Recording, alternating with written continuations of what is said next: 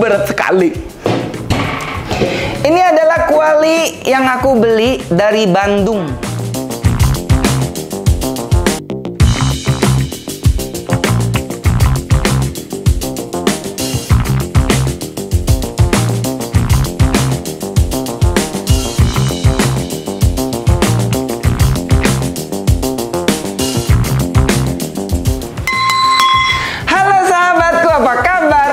Semoga Anda semua sehat selalu dan bahagia. Kali ini aku tidak memasak, tapi aku mau sharing tentang wajan serta cara menggunakannya dan apa bedanya wajan satu dengan wajan yang lain. Terkadang banyak di antara kita suka bingung ya, mau beli wajan apa yang cocok. Nah, hari ini kita akan ngebahas. Semoga bahasan hari ini bermanfaat untuk kita semua. Bersama Chef Tar abal-abal sedunia, semua sahabatku menjadi lebih pintar memasak. Dan di sini sudah ada berbagai ukuran wajan, dari yang kecil sampai yang besar ada di belakang. Nanti aku akan jelaskan kegunaannya masing-masing dan plus minusnya. Kita mulai dari mana dulu ya? Nah, dimulai dari ini dulu deh. Ini namanya fry pan, terbuat dari bahan stainless. Nah, biasanya kalau bahan stainless seperti ini, yang paling sering aku gunakan itu hanya sekedar untuk pensir. Ya, pensir tuh misalnya mau pensir salmon, mau pensir yang nggak terlalu lama gitu ya. Untuk pensir ini cocok. Atau bikin saus bechamel sauce, bikin roux gitu ya. Nah, ini cocok banget nih bagi sahabatku yang mau masak western food. Nah, ini rekomendasi untuk punya. Karena biasanya kalau kita mau bikin bechamel sauce atau mau masak roux dari tepung terigu itu ya, kan suka di whisk gitu ya, sangat cepat. Nah, kalau Anda menggunakan whisker ini pada panci atau wajan yang ada coatingannya, ada anti lengketnya, biasanya itu akan terkelupas. Nah, jadi kalau mau menggunakan whisker, wajib wajannya atau pancinya stainless itu dulu. Dan bahan dasarnya ini wajib stainless yang tebal. Seperti ini ya. Tuh, ini tebal banget. Ini kalau ada pencuri digempur pakai ini, peyang kepalanya. Dan kalau ada lagi, nah, stainless seperti ini relatif tipis. Bunyinya tebal sih rupanya ya, tapi sebenarnya ini tipis. Nah, kelemahannya adalah dia cepat gosong. Nah, jadi aku acak kadut ya, jelasinnya nggak apa-apa ya, semoga bisa diterima. Jadi kalau stainless itu tidak cocok digunakan untuk masak sesuatu yang butuh waktu lama banget. Contoh, masak rendang, nggak bisa pakai ini, nggak bisa. Bakal angus di bawah. Untuk masak sesuatu yang mudah nempel di bawah, yang mudah berkerak, ini nggak bisa. Setuju nggak sahabatku? Karena kan kita mesti ngaduk terus nih, kayak bikin dodol, bikin ongol-ongol, bikin apa, nggak bisa ya. Even nasi goreng ini tidak cocok sebenarnya. Ya kalau masak dikit-dikit sih boleh lah, 1-2 porsi. Tapi biasanya walaupun ini sebetulnya stainless steel yang sudah anti lengket, tapi tetap karena dia bahannya terlalu tipis, dia masih tetap nempel walaupun untuk nasi goreng.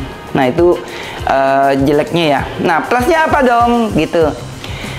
Wajan stainless seperti ini bagus banget untuk masak yang berkuah sebenarnya. Tumis bawang putih, masukin air, atau masak tom yum gitu ya. Masak yang berkuah-kuah. Atau nanti cocoknya untuk apa, sahabatku bisa komen di kolom komentar. Nah, ini 3 ini udah selesai, dia boleh keluar. Dan sebelum aku mereka pergi dari sini, biasanya sodet apapun bisa digunakan di peralatan masak ini, tidak ada pilihan. Biasanya bagusnya yang stainless atau yang sutil kayu. Seperti ini. Tuh, ini cocok ya untuk dia. Malahan yang berbahan silikon tidak terlalu cocok untuk ini. Gitu ya. Tidak terlalu cocok. Karena padu padannya kita harus paham. Oke, ini sudah selesai kita ngebahasnya. Dan berikutnya, aku punya 2 contoh wajan. Ini wajan yang aku beli. Ini belinya di mana? Di supermarket sih tepatnya. Kok di supermarket? Ya di mall lah ya. Ini aku paling seneng pakai dia untuk goreng pisang goreng. Kenapa? Ini dia ceper banget dan flat dasarnya ini. Jadi kalau kita mau goreng ikan dalam jumlah yang banyak, ini dia hemat banget minyak dan bisa dapat banyak banget. Ini wajan anti lengket kesayangan aku sebenarnya, dan ini udah lama banget. Dan ada yang ingat nggak namanya siapa ini? Ini dulu aku kasih nama Ade Juwita. Nah, ini yang punya nama nih. Ya, ini kesayangan aku banget dan awet banget sih. Jujur mereknya aku lupa. Belinya udah lama banget ya.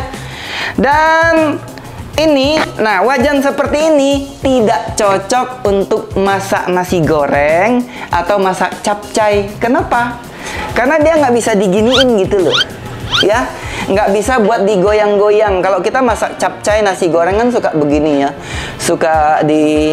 Nah, ini yang flat begini nih nggak cocok. Bukan bahan wajannya yang jelek, bukan, tapi tidak cocok untuk masak yang perlu diayun-ayun gitu, yang kayak gini-gini. Nggak bisa dia, bakal tumpah kemana-mana gitu ya. Tapi kalau untuk menggoreng, goreng pisang goreng, goreng ikan, bikin ayam goreng, ini dapatnya banyak banget ya. Jadi bagi sahabatku yang cari wajan tujuannya untuk bikin pisang goreng atau untuk goreng ayam, goreng ikan, ini recommended banget pengalaman aku. Jadi kalau tiap kali aku mau bikin pisang goreng, aku pasti cari dia, si Ade Juwita. Dan sutil yang cocok untuk ini sutil kayu atau sutil silikon, karena ini sudah ada coatingan anti lengket. Dan lihat wajan anti lengket aku udah sekian tahun ya, lebih dari 10 tahun, tapi masih bagus banget. Karena ini tidak pernah dipakai sutil-sutil yang keras, sutil-sutil stainless, dan tidak pernah digosok dengan kawat cuci piring itu ya. Berikutnya, aku punya kabar buruk tentang wajan anti lengket aku yang satu ini. Jadi dulu aku punya mbak. Mbak ini mencuci wajan menggunakan kawat cuci piring. Alhasil seperti ini dia. Rontok. Jadi buat mbak-mbak yang di rumah, kalau punya wajan anti lengket, please jangan dicuci menggunakan sabut pencuci piring yang kasar ya. Jadi kalau saya suka beli yang bekas jala ikan dulu, jaring ini tuh. Kebetulan aku punya, memang aku pakai sehari-hari. Ini dari bekas jaring ikan, ini belinya di tempat nelayan. Bahkan di online shop sekarang banyak banget yang jual. Ini cocok banget untuk mencuci wajan-wajan yang ada coatingannya. Dijamin ini aman. Ya, pokoknya ada yang bakal bisa mengkilapkan panci, itu tidak boleh digunakan. Sekalipun dia bukan kawat pencuci piring ya, ada yang ijo-ijo itu. Ada yang biasanya ada 2 permukaan, satu kuning, satu hijau. Yang hijau yang keras kesetnya itu bakal ngerontokin lapisannya ini. Ya, mbak-mbak, enci-enci, atau siapapun kalian harus bisa ngebedain mana alat pencuci piring yang cocok untuk wajanmu. Nah, ini sengaja nggak aku buang. Ini kadang-kadang masih aku gunakan untuk ongseng biji lada, ongseng biji ketumbar, ongseng jinten. Ini enak nih buat ongseng biji kopi juga. Nah, karena ini kualitas aluminiumnya bagus. Nah, nanti aku akan ngebahas tentang kualitas aluminium. Apa bedanya kualitas aluminium, wajan atau panci aluminium yang bagus dengan yang tidak bagus? Kita next. Dan kita akan lanjut. Ini adalah wajan tongseng namanya ya. Ini adalah kuali tongseng. Belum lama nih aku beli. Nah, ini adalah contoh kuali atau wajan aluminium dengan kualitas kurang bagus. Kenapa? Dia mudah korosif. Lihat, ini hitam-hitam di pinggirnya. Dan ini tidak pernah bening digosok. Dia tetap butek. Dan ini cenderung tipis. Ya, kemarin aku beli itu hanya lihat dia kayaknya lucu ya. Dan sebelum dibakar dia rada bersih gitu. Ternyata setelah dimasak, setelah aku cuci, dia nggak bisa bening. Nah, saya kasih contoh, lihat. Wajan aluminium dengan kualitas yang bagus. Kita bandingkan ya. Nah, ini adalah wajan aluminium dengan kualitas yang bagus. Lihat, bisa buat ngaca. Dan ini umurnya sudah lebih dari 10 tahun juga. Banyak yang bilang gini, ah itu barang baru, baru beli katanya. Enggak ya, ini bahkan sudah sangat tipis. Sudah hampir bocor sebenarnya.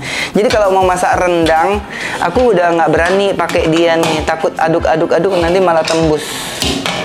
Nah, aku jelaskan lagi ya sahabatku, kalau kita mau masak rendang, mau masak sesuatu yang jumlahnya banyak dan bersantan, wajan aluminium itu adalah yang terbaik menurut aku. Karena dia tidak mudah gosong.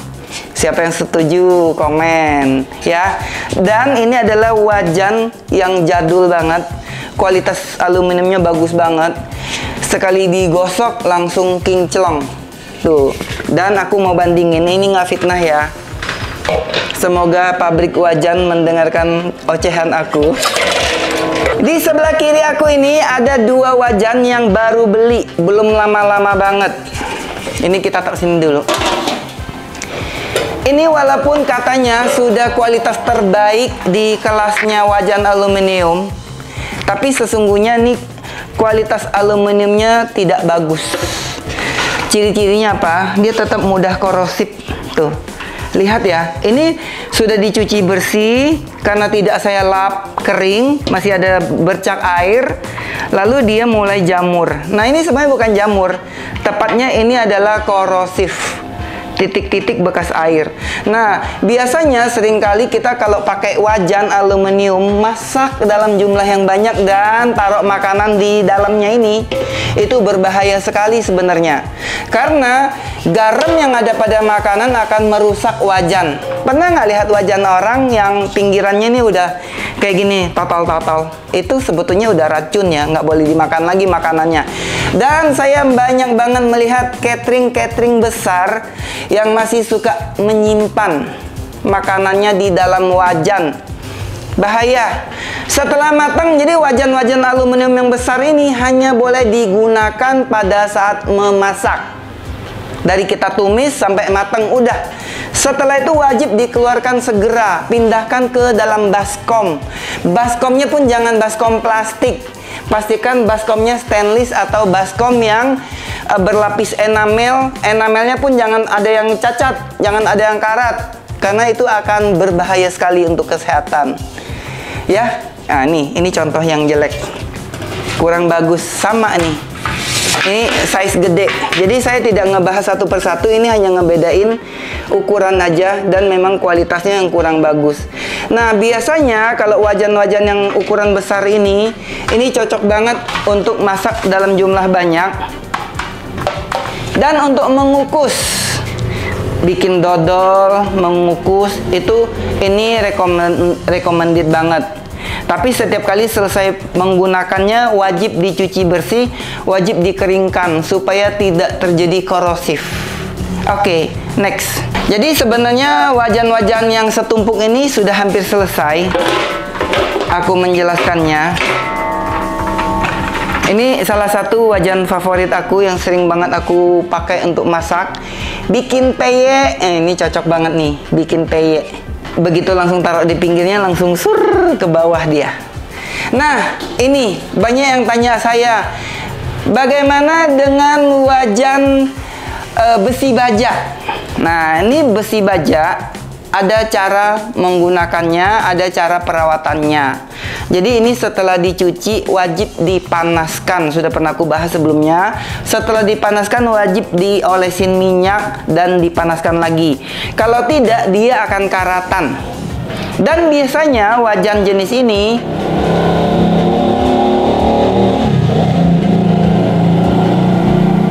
kita freeze dulu, tunggu dia lewat. Wur barusan ya. Nah, wajan jenis ini bagusnya digunakan di quali range. Quali range tuh yang Chinese restoran dulu sahabatku. Nah, walaupun wajan kita ini bagus, kalau kompornya tidak mendukung biasanya sama aja nggak ngefek. Nah, biasanya orang pakai wajan ini untuk masak nasi goreng, cah kangkung, memasak yang kayak cah kue tiaw. Nah, ini bagus banget. Tapi kompornya kudu yang panas, yang bunyi wur gitu ya. Kalau kompornya kompor biasa juga nggak ngefek sebenarnya. Dan ini menurut aku cukup ribet untuk merawatnya buat Anda yang tidak telaten. Tapi kalau ini sih baiknya digunakan untuk yang masaknya sering gitu ya. Misalnya kayak restoran yang pengunjungnya nggak berhenti-berhenti. Ini cakep banget. Untuk masak nasi goreng ini oke banget. Bikin nasi goreng. Tapi itu pastikan sahabatku tidak salah memilih. Karena banyak banget yang tidak bagus. Yang bajanya juga ternyata bukan baja. Ternyata besi yang mudah karat. Nah, sebenarnya ini baja tapi masih bisa karat. Kalau kita towel misalnya pakai tisu gitu ya. Kalau yang dia jelek, dia kayak ada item-item gitu loh, kayak karat gitu. Nah, kan ngeri kita pakai untuk makan ya. Oke, lanjut. Semangat banget aku jelasinnya buat sahabatku sampai ngap-ngapan. Nah, yang ini juga wajan stainless seperti yang aku bilang tadi. Yang sebelumnya sudah aku kasih lihat yang single handle woknya, ini yang double. Ya. Nah, ini cocoknya untuk kayak mengukus, merebus yang menggunakan air banyak. Atau menggoreng juga boleh. Tapi kalaupun menggoreng untuk minyak yang dalam jumlah banyak, sebenarnya aku juga tidak rekomendasikan karena dia mudah angus di bagian pinggir, mudah bikin kayak kerak gitu loh. Ini ya, ini tidak aku jelaskan brandnya. Brand apapun kalau yang model begini, ini hanya cocok untuk mengukus, merebus yang berkuah-kuah itu ya. Hotpot ini masak kayak tom yum. Itu cocok banget karena asam tidak akan merusak karena ini adalah stainless. Oke, lanjut. Nah, di sini sudah ada apa nih ya, dari tadi belum dibahas. Ini ada sutil kayu, sudah aku jelaskan tadi. Cocok untuk kita masak, lewat lagi ya. Cocok untuk masak kayak bubur, kayak sup yang harus diaduk secara pelan-pelan. Ini mantap banget, aku belinya juga di supermarket karena ininya rata. Jadi kalau nyodok dasar panci itu dia kena semuanya. Nah, tapi kalau kita mau menggunakannya di wajan atau di panci yang pinggirannya agak cembung, baiknya yang kayak gini, yang sutilnya nih yang agak bulat ujungnya. Nah, supaya bisa ngambil sampai ke pinggir-pinggir. Kalau yang ini nggak bisa. Oke. Nah, ini kalau untuk masak nasi goreng sedikit-sedikit. Gini, ini jodohnya nih.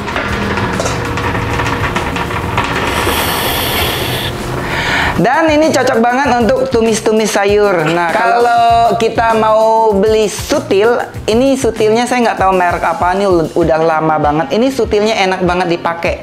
Karena apa? Karena ujungnya ini dia rada bulat nih. Nih, dia rada bulat. Jadi nggak merusak wajan, nggak suka nyodok. Nah, kalau beli sutil, pastikan jangan yang depak banget, jangan yang ujungnya ini lancip banget.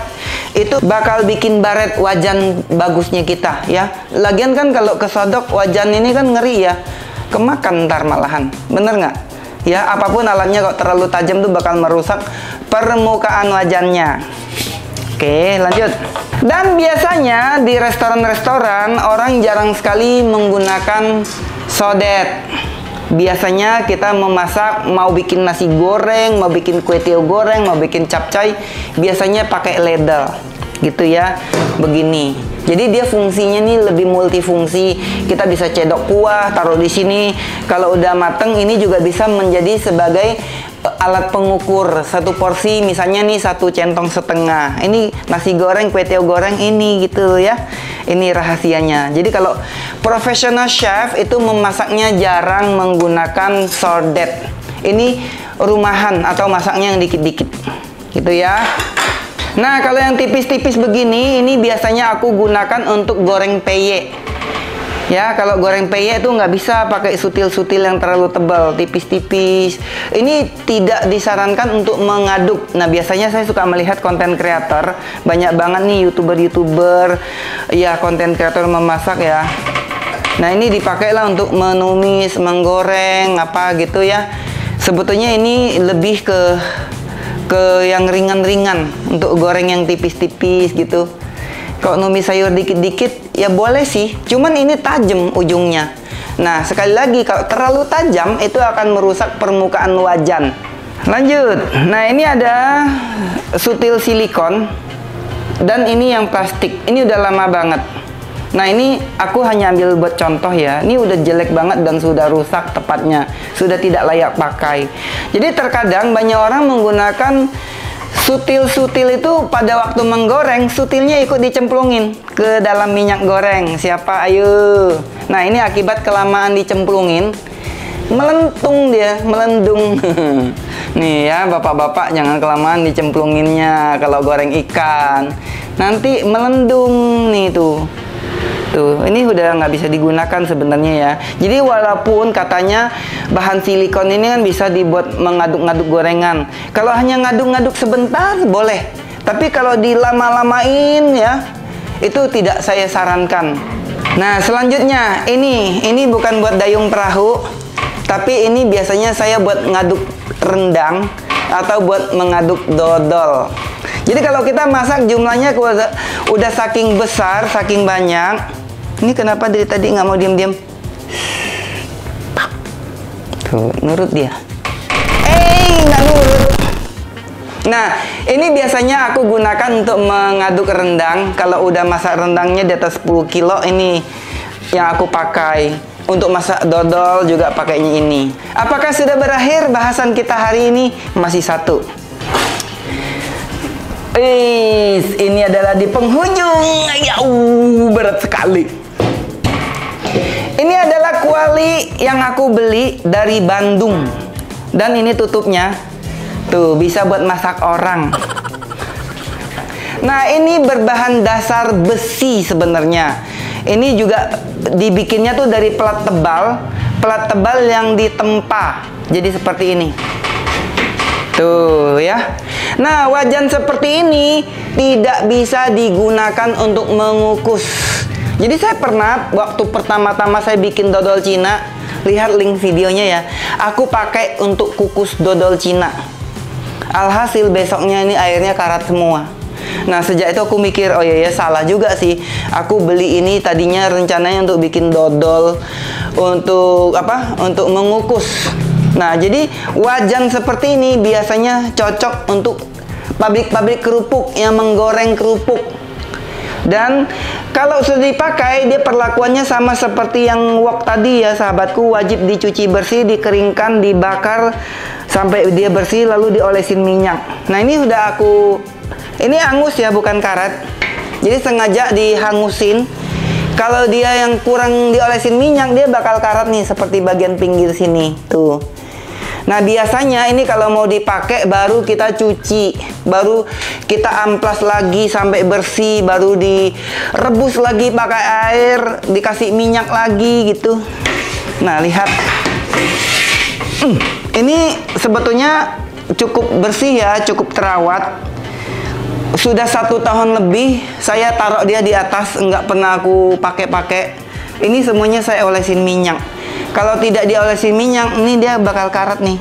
Ya, ini yang minyaknya kering nih. Ini harus dibakar lagi supaya dia terjadi seasoned namanya ya. Kan harus di seasoning gitu ya. Kalau udah di season, dia terjadi lapisan karat kerak kayak gini. Biasanya dia akan lebih awet. Ini. Sekali lagi, wajan ini bagusnya untuk menggoreng kerupuk. Cocoknya untuk pabrik kerupuk. Dan tidak cocok untuk misalnya memasak yang berkuah, karena nanti dia akan oksidasi, akan karat. itu berbahaya untuk kesehatan. Jadi banyak orang bilang, wah aluminium berbahaya untuk kesehatan. Tunggu dulu sih. Sebetulnya hampir semua wajan itu hanya ada 3 bahan: besi, aluminium, stainless steel. Gitu ya. By the way, sahabatku, artinya tahu nggak sih apa artinya stainless steel? Stainless artinya tidak meninggalkan bercak-bercak, begitu kira-kira ya. Jadi sekali lagi, setiap wajan, setiap bahan itu ada plus minusnya, ada fungsinya masing-masing. Kalau kita tahu cara menggunakannya, bagaimana cara perawatannya, masakan apa yang cocok, apa yang tidak, semuanya akan berguna, berfungsi dengan baik. Sebaliknya kalau kita beli terlalu tergesa-gesa, tuh, dia lagi tergesa-gesa tuh, lagi mau beli wajan dia ya. Kita akan mendapatkan membanyak, mungkin beli-beli tapi akhirnya nggak dipakai karena nggak cocok. Nah, jadi saya sekali lagi tidak menjual wajan. By the way, yang seperti ini kurang bagus menurut aku. Jadi kalau sahabatku mau beli yang bahannya lebih bagus, walaupun lebih mahal, nggak apa-apa ya. Ini kalau mau masak tongseng, beli yang lebih oke.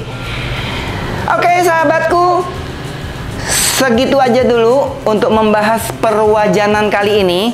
Next kita akan ngebahas yang berbahan dasar coating, dari yang ceramic coating, dari yang non-stick coating, anti gores coating.